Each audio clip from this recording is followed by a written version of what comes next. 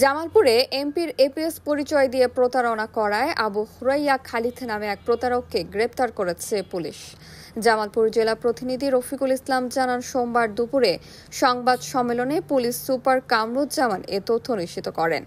Police super Kamruzzaman জানান, তথ্য প্রযুক্তির সহায়তায় 19 মে রোববার রাতে বগুড়া থানার গাবতলী এলাকা থেকে তাকে গ্রেপ্তার করা হয়। খালিদ নাটোর জেলার সিংড়া থানার বালুয়া বাসুয়া এলাকার জাহিদুল ইসলামের ছেলে। সম্প্রতি জামালপুর 5 সদর আসনের সংসদ সদস্য আবুল কালাম আজাদের এপিএস পরিচয়ে নেতাকর্মীদের ফোন দিয়ে বিভিন্ন সময় প্রতারণা করেন। এর আগেও আওয়ামী লীগের এপিএস পরিচয়ে দলীয় এমপি, মন্ত্রী সহ সহকারী পদস্থ কর্মকর্তাদের বিভিন্ন পদ পদবি লোভ সহ নানা প্রলোভনের ফাঁদে ফেলতেন খালিদ। তার বিরুদ্ধে ঢাকার পল্টন থানায়, সাভার থানায় ও নাটোরের সিংড়া থানায় মামলা রয়েছে। ইতিপূর্বে সে বাংলাদেশ বেতারের রেডিও টেকনিশিয়ান পদে চাকুরি করতেন।